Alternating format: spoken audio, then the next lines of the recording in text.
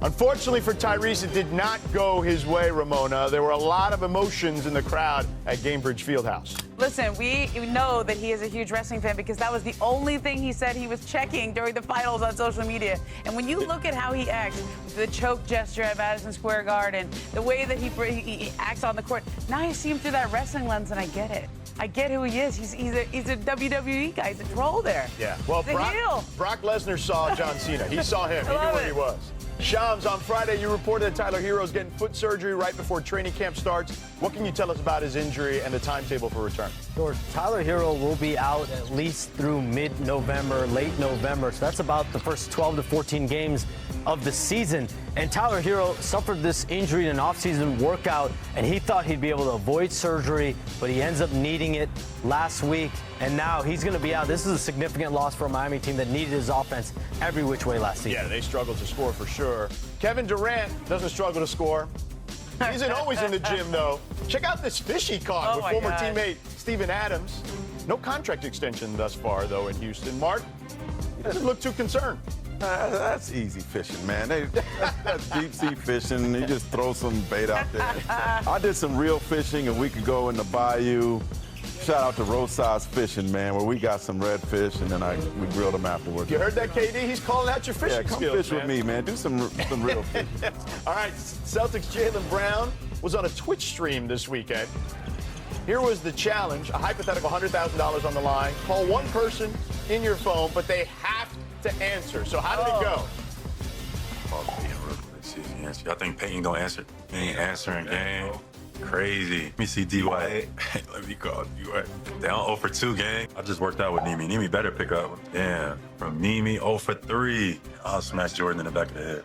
Shall we 0 for 4, gang? This is my last one. This is my last line. Here, you see the block me. 0 for 5. What is going on? I think I got a donut.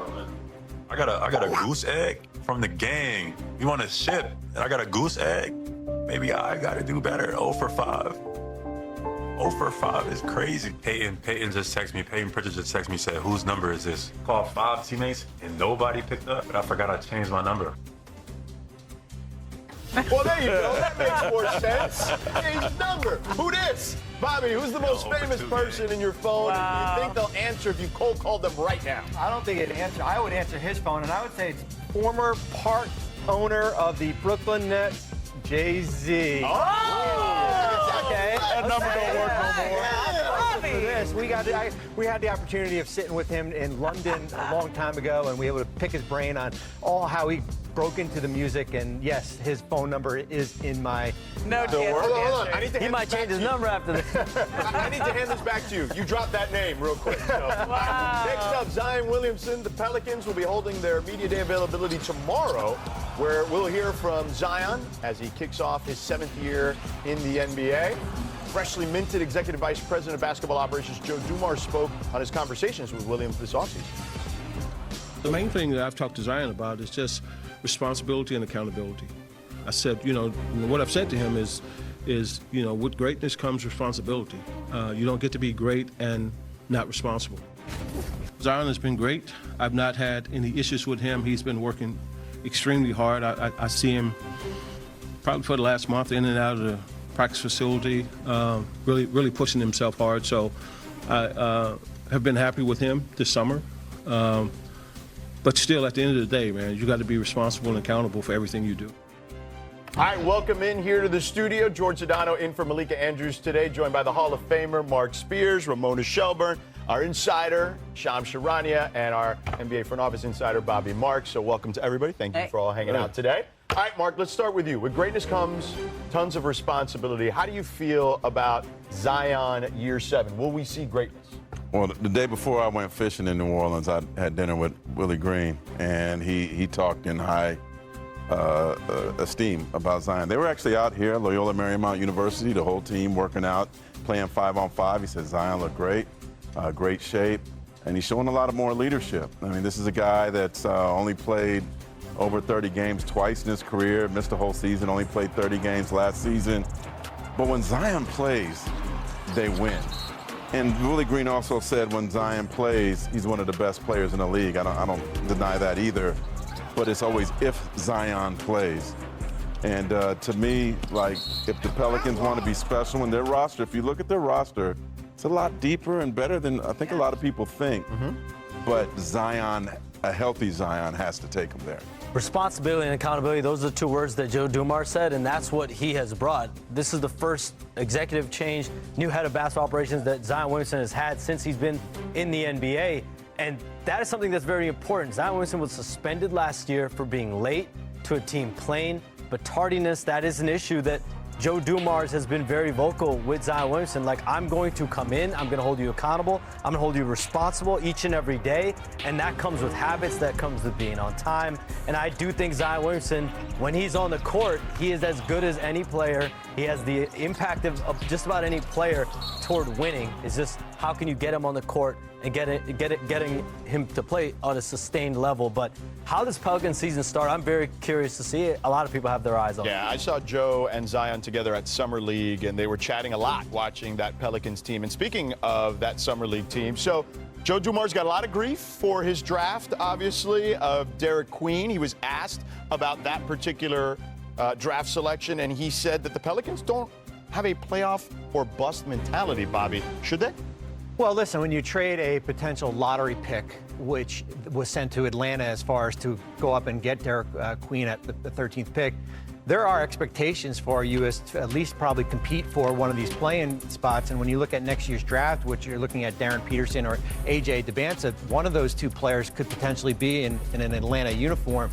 I will say this, having traded for an unprotected pick, which was a Clipper pick that we thought was going to be great in New Jersey, that pick wound up turning out to be the 24th pick in the draft. So what looks good in July is not always what's going to happen, but when there's a lot of pressure in New Orleans as far as not seeing a top 5 pick conveyed to Atlanta with that Derek Queen trade. Well, I think it's just health for the whole team. It's not just Zion. It's Trey Murphy. I mean, he's become one of the best 3-and-D guys in the games, and these are great players that they all missed significant time last year due to injuries. And so when you don't have Zion and then you don't have 5 other guys, then I don't even know what the Pelicans have. But I actually think the expectations are so low that there's not really any pressure on them anymore. Like, Mark, how many times have we done a segment or a topic on this show? Is this the year for Zion? Like, well, we're doing it. It's year 7. Right. Literally every year. And so I think at that point, people kind of take their expectations off. Yeah, fair enough. Always been a bucket, and her semifinals debut was the most prolific in WNBA history. Mitchell dropped 34 points in Game 1, and that is the most by any player making their conference finals debut. And now joining NBA Today, the aforementioned Kelsey Mitchell. Congrats on your 34-point performance. What did you have working there in Game 1 for you? I think it was just about having confidence, for one, leaning on my preparation. And then my teammates, our chemistry, everything we've been through this season, kind of put us in position to really, be us. And I think you guys got a chance to see that. Now, listen, going into this one, the Aces had only lost twice in 50 days, Kelsey. So what did you guys make of all the chatter going into this series that they were the favorites? You kind of just respect their game. They have the best player in the world on their team. They have unbelievable guards, so you have to respect who they are. Unbelievable PG, and so we know what they bring to the table as far as their resume and everything they've done throughout the course of the season. You have to respect that. You just hope that, 50-50, follow a certain way, and you like to think that, your effort and your ability to, show up and just compete can, make you have a win. Now, you were an MVP finalist this year with our own Chiney Ogwumike even saying that you had the best season of any guard this year in the league. What has it been like to get that kind of recognition and get your flowers? Oh, I appreciate it. I've been to a lot throughout the course of my career with Indiana Fever. It's been my longest, ever. So it's for me, it's a humbling experience to kind of see myself make waves from where it started to where it is now. And just kind of respect the game, lean on the game as far as creating bonds and friendships. And now you get to see us do that now, a couple years later.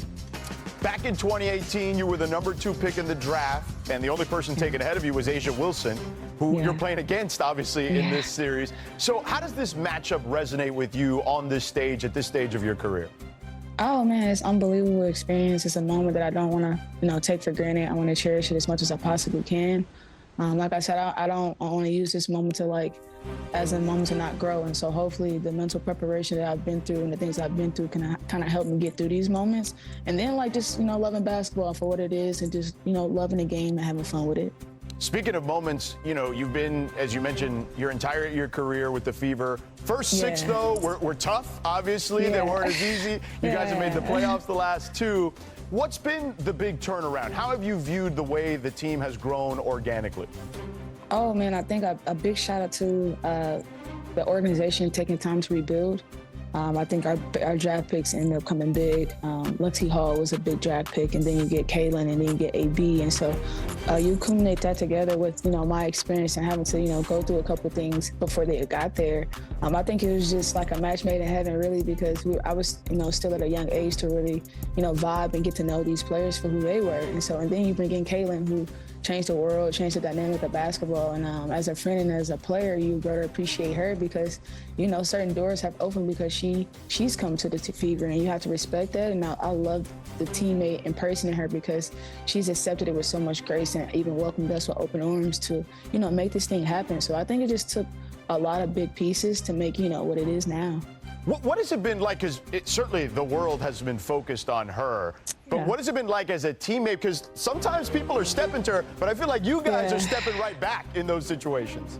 I think it's just it's competitive nature, man. You know how it goes. It's just competitive nature. I think that we want to fight to, love on our team and be who we are and respect the game at the same time. So I think it's a lot of just competitive nature at the end of the day. Yeah, no doubt about it. And look, you guys have been plagued with injuries, including to Caitlin. But you have the best sideline in the league, I feel like, right now.